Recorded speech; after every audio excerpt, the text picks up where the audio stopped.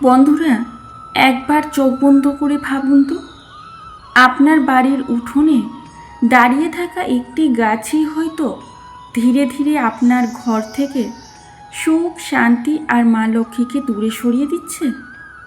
হ্যাঁ বন্ধুরা, শাস্ত্রে এমনটাই বলা হয়েছে। আমরা সবাই জানি গাছ লাগানো পুণ্যের কাজ। গাছ আমাদের অক্সিজেন দেয়, ছায়া দেয়, ফল দেয়, ফুল দেয়। কিন্তু বাস্তু ও পুরাণ মতে এমন কিছু গাছ আছে যেগুলো ভুল জায়গায় লাগালে ঘরে দারিদ্র, অশান্তি, রোগ আর দুর্ভাগ্য নিয়ে আসে। আবার কিছু গাছ আছে যেগুলো স্বয়ং লক্ষ্মীর কৃপা ডেকে আনে।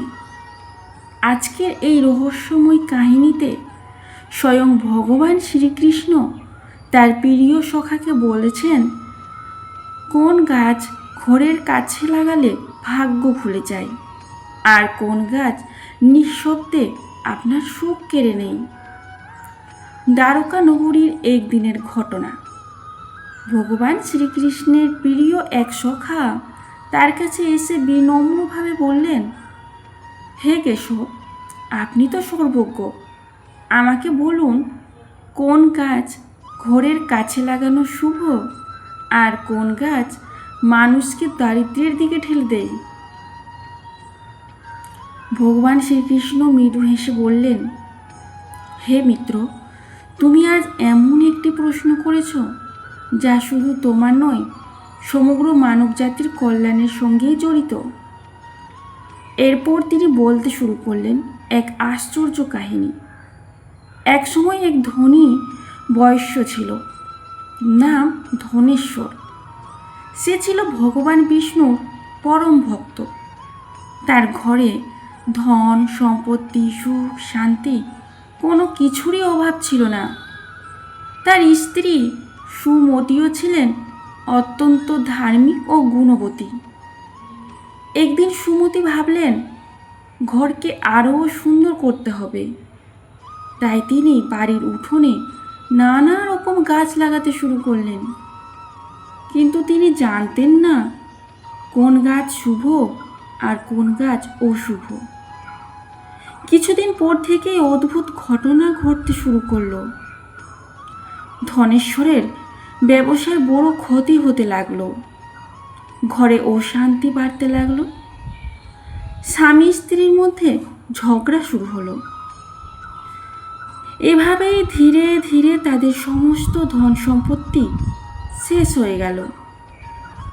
যে বাড়িতে একসময় সুখের হাসি ছিল, সেই বাড়ি ভরে গেল দুঃখ আর কান্নায়।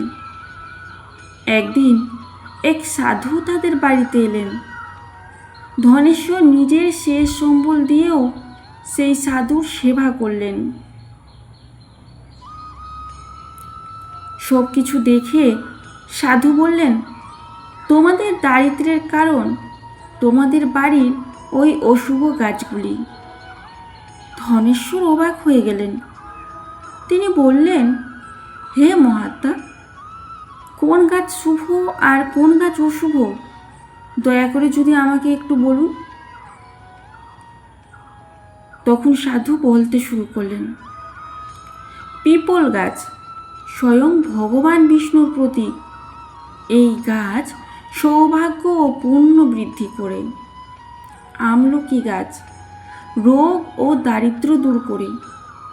যে বাড়িতে আমলকি থাকে সেখানে নেতিবাচক শক্তি কখনোই প্রবেশ করতে পারে না।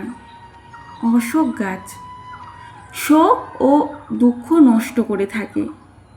এই গাছ ঘরে সুখ ও শান্তি নিয়ে আসে। নিম গাছ হলো স্বাস্থ্য ও ইতিবাচক শক্তির প্রতীক।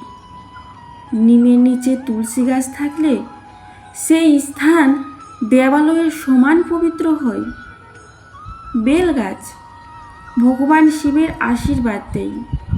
এই গাছ ঘরে শান্তি ও সমৃদ্ধি ডেকে আনে। নারকেল গাছ শুভতা ও সম্মান ও সৌভাগ্যের প্রতীক। পারিজাত গাছ মা লক্ষ্মীর বিশেষ কৃপা এনে দেয়। কিন্তু এরপর সাধু সতর্ক করে বললেন, বাড়ির সামনে কখনোই বাবলা গাছ লাগানো উচিত নয়, এটি অশুভ। এটি ঘরে ঝগড়া ও শত্রুতা বাড়ায়। কুল গাছ, এই গাছ নেতিবাচক শক্তি আকর্ষণ করে। পেঁপে গাছ, দারিদ্র্য ও রোগের কারণ বলে মনে করা হয় এই পেঁপে গাছকে। শুকনো বা মৃত গাছ কখনোই বাড়িতে রাখা উচিত নয়, এগুলো গাছ হলো অশুভ শক্তির প্রতীক। আর ভুল দিকে তুলসী গাছ লাগানো অশুভ ফল দিতে পারে। এই কথা শোনার পর ধনেশ্বর সমস্ত অশুভ গাছ তৎক্ষণাৎ সরিয়ে ফেললেন। তারপর তিনি শুভ গাছ লাগালেন। আর আশ্চর্য, কিছুদিনের মধ্যেই তার সমস্ত ব্যবসা আবার সরতে শুরু করলো। ঘরে ফিরে এলো সুখ, শান্তি ও সমৃদ্ধি। স্বামী স্ত্রীর জীবনে আবার আনন্দ ফিরে এলো। বন্ধুরা, এই কাহিনী আমাদের শেখায় গাছ শুধু প্রকৃতির সৌন্দর্য নয়, অনেকেই বিশ্বাস করেন এগুলো ঘরের শক্তি ও পরিবেশের সঙ্গেও জড়িত। তাই বাড়িতে গাছ লাগানোর আগে অবশ্যই জেনে নিন কোন গাছ শুভ আর কোনটি অশুভ। ভিডিওটি ভালো লাগলে অবশ্যই লাইক করবেন আর চ্যানেলটি সাবস্ক্রাইব করবেন। কমেন্টে লিখবেন রাধে রাধে। জয় শ্রীকৃষ্ণ। রাধে রাধে।